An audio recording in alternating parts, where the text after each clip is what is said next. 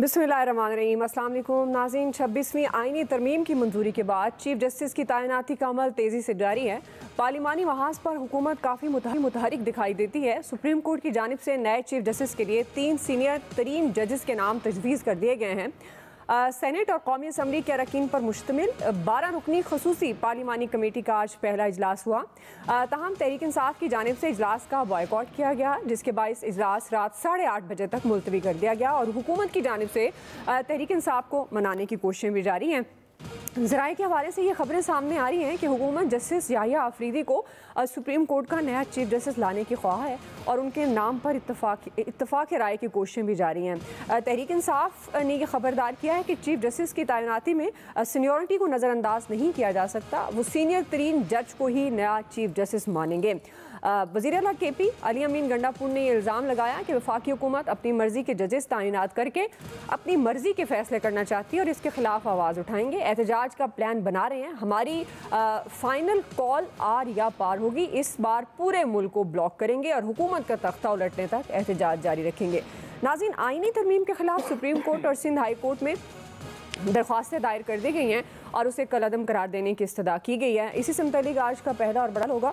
Panel का तारुफ करवा दूँ। प्रोग्राम में मेरे साथ हैं अयाज खान साहब, आमिर इलियास राना साहब, फैसल हुसैन साहब, मोहम्मद इलियास साहब और खालिद क्यूम साहब। आप सबको खुश आमदीद। खालिद क्यूम साहब, आपसे आगाज़ करी हूँ। चूँकि आईनी तरमीम के बाद चीफ जस्टिस की तैनाती पर गवर्नमेंट और तहरीक इंसाफ के दरमियान ये जो तनाज़ा है, आप PTI का पार्लिमानी कमेटी से उन्होंने बायकॉट भी किया, आप सीनियर तरीन जज को चीफ जस्टिस मानने का उन्होंने ऐलान कर दिया।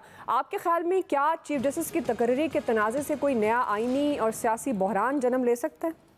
देखिए, मैं तो समझता हूँ कि ये सबसे बड़ी तब्दीली जो 26वीं आईनी तरमीम के ज़रिए आई है, उसमें जो है वो जजेस की तकर्री का जो मामला है वो वकला के चैम्बर से निकल कर पार्लिमान के चैम्बर्स में जो है वो आ चुका है। और इसमें जब 96 में अल जहाद ट्रस्ट केस में जो उस वक्त की पीपल्स पार्टी की हुकूमत थी और उस वक्त की वज़ीर आज़म मोहतरमा बेनज़ीर भुट्टो से ये इख्तियार लेकर जो है वो फिर जजेस को दिया गया और सीनियरिटी की बुनियाद पर जो है जजेस की तकर्री का अमल शुरू हुआ, जिसमें अदलिया का जजेस की तकर्री में रोल जो है वो पैदा हुआ। और दुनिया भर में कहीं भी जो है वो जजेस को अपॉइंट नहीं करते।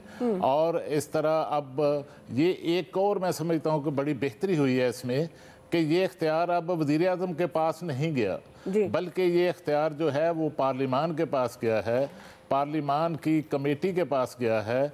और उसमें भी बड़ा एक सख्त क्राइटेरिया जो है वो रखा गया है कि जिस तरह 2/3 अक्सरियत से पार्लियामेंट में आईनी तरमीम हुई है, उसी तर्ज पर ये जो पार्लिमानी कमेटी है उसमें 2/3 अक्सरियत के साथ जो है वो तकर्री का अमल जो है, चीफ जस्टिस ऑफ पाकिस्तान की तकर्री का अमल जो है वो मुकम्मल होगा।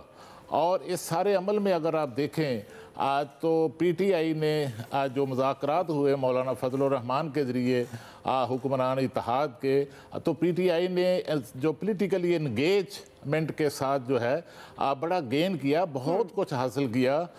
उनकी बड़ी डिमांड जो है, सबसे बड़ी उनकी डिमांड जो थी वो ये थी कि चीफ जस्टिस पाकिस्तान कादी फ़ायद ईसा को तस्वीर नहीं मिलनी चाहिए। तो उसमें भी उनकी ये बात भी जो है PTI की और मौलाना फजलुर रहमान की ये मानी गई। और अब भी मैं समझता हूँ कि PTI को पार्लिमान की जो जजेस की तकर्री और चीफ जस्टिस ऑफ पाकिस्तान की नामजदगी का मामला तय होना है, उसमें इंगेज होना चाहिए था। उसका PTI को बाइकाट नहीं करना चाहिए था। PTI को इससे नुकसान होगा।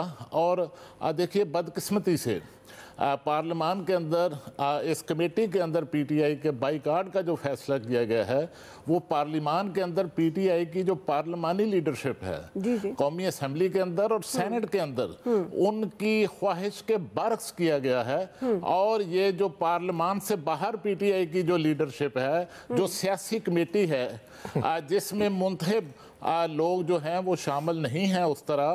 اکثریت جو ہے پارلیمنٹ کے باہر جو پی ٹی آئی کی قیادت ہے ان کے لوگ ہیں, اور ان کے دباؤ پر جو ہے یہ فیصلہ کیا گیا ہے, جو میں سمجھتا ہوں کہ درست نہیں ہے. اس میں پی ٹی آئی کو شریک رہنا چاہیے تھا. صحیح. جی عامر صاحب ہمارے ساتھ ہیں. عامر صاحب اگر آپ سن پا رہے ہیں سوال یہ جی عامر صاحب, یہ بہت ساری آوازیں تو یہ بھی ہیں کہ بہت ساری باتیں پی ٹی آئی کے فیور میں ہیں, مطلب ان کی مانی گئی تھرو مولانا فضل الرحمان صاحب کہہ لیں, لیکن اس کے باوجود اب یہ جو ایک نئی بات پاکستان تحریک انصاف کہہ رہی ہے کہ جو بھی چیز جیسے اکارڈنگ ٹو اس آئینی ترمیم منتخب ہو کر آئے گا, لیکن سینئر ترین جو جج ہے ہم اس کو چیف جسٹس مانیں گے, تو آپ کو لگتا ہے کہ یہ معاملہ نئے آئینی سیاسی بحران کی طرف جا سکتا ہے؟ کوئی بات نہیں, اگر منصور علی شاہ صاحب آ جائیں گے تب بھی کیا حرج ہے, یحییٰ افریدی صاحب آ جائیں گے تب بھی کیا حرج ہے. دونوں دوست ہیں, ایک ہی لا چیمبر سے آئے ہیں, تیسرے دوست ان کے اتھر من اللہ بیٹھے ہوئے ہیں. یہ الگ بات ہے کہ تینوں ڈیفرنٹ ہائی کورٹ سے آئے ہیں. یہی تو ہم پیٹ رہے تھے اتنے عرصے سے کہ حضور انور یہ جو ججوں کے ہاتھ میں چٹوں کا کام آیا ہے کہ اتھر من اللہ صاحب افتخار چودھری صاحب کے ترجمان تھے, اس کے بعد پھر انہی کی چٹوں پہ لوگ آنے تھے, وہ آگے سارے کے سارے. تو یہ جو اب رولا پڑا ہوا ہے کہ جی پارلیمان کے ہاتھ میں کیوں دے دیا ہے, تو بھائی ججوں نے کیا کام کردار ادا کیا ہے؟ انہوں نے کب چن چن کے ہیرے نہیں لگائے اپنی پسند اور ناپسند پہ. بڑے بڑے وکلا کے چیمبرز کے یہ جتنے نام ہیں سب کے وکلا, شاگرد وکلا جج بنے ہوئے ہیں. وہ مرضی سے کیس رکھوا لیتے ہیں, تاریخیں چینج کرا دیتے ہیں, کوئی پوچھنے والا ہی نہیں ہے. اسی لیے کہا گیا ہے کہ ان ججوں کا بھی سسٹم ہونا چاہیے کو پوچھنے کا, اگر پارلیمانی نظام میں لوگ شامل ہوں گے, جج شامل ہوں گے کہ جناب آپ نے کیس کتنے سنے, آپ سنتے کیوں نہیں کیس؟ مرضی لگائی بھی ہے. وہ جو میں کہتا ہوتا ہوں کہ پنجابی دا دات انگریزی دا دی جتھے لگتا ہے وہ لاکھ, اور آئین قانون تو صرف حوالے دینے کے لیے رہ گیا. جب ادھر پسند نہیں آتا تو ادھر موڑ دیتے ہیں, ادھر موڑا تو ادھر دے دیا. لکھا ہوا فیصلہ تھا نا کہ شعور اور لا شعوری کیفیت میں فیصلے دیتے ہیں ہم, تو یہ اس لیے ہم ٹاپ پہ آئے ہوئے ہیں نیچے سے کہ شعور اور لا شعوری کیفیت میں. تو آج جب قاضی فائز عیسیٰ نے حوالہ دیا ہے منصور علی شاہ کے ہی محترم کے تمام فیصلوں کا حوالہ دیا ہے کہ آپ کب کیا کہتے رہے, کب کیا کہتے رہے. ابھی آپ کو پتہ ہے کہ 2019 کا ابھی چل رہا ہے ان کا جو یہ راجہ صاحب ہیں سلمان اکرم راجہ جی, کہ جناب یہ سینیارٹی کی بنیاد پہ جج نہیں آنے چاہیے, اور آج ان کو وہ کہتے ہیں سینیارٹی کے بغیر میں قبول ہی نہیں کروں گا. انہوں نے یہ جو ورچوئل قیادت ہے پی ٹی آئی کی, ان لوگوں کے ساتھ شامل ہو کے جو پارلیمانی قیادت ہے اس کو ذلیل کر دیا ہے. وہ وضاحتیں دیتے پھر رہے ہیں Ali Zafar of the record کہ یار ہم کیا کریں, ان کو کیسے سمجھائیں. ہم نے تو نام ہی اسی لیے دیے تھے کہ ہمیں وہاں شرکت کرنی چاہیے اور اپنا point of view on record لانا چاہیے. دیکھیں نا آئینی ترامیم میں بھی انہوں نے پوائنٹ آف ویو اپنا کھڑے ہو کے پارلیمنٹ کے دونوں ایوانوں میں دیا. ہمیشہ یہ ریکارڈ پہ رہے گا کہ پی ٹی آئی کا کیا نقطہ نظر تھا, لیکن جب وہ ججز کی تقرری میں یا چیف جسٹس کی تقرری میں اپنا پوائنٹ آف ویو نہیں دیں گے تو کیا کریں گے.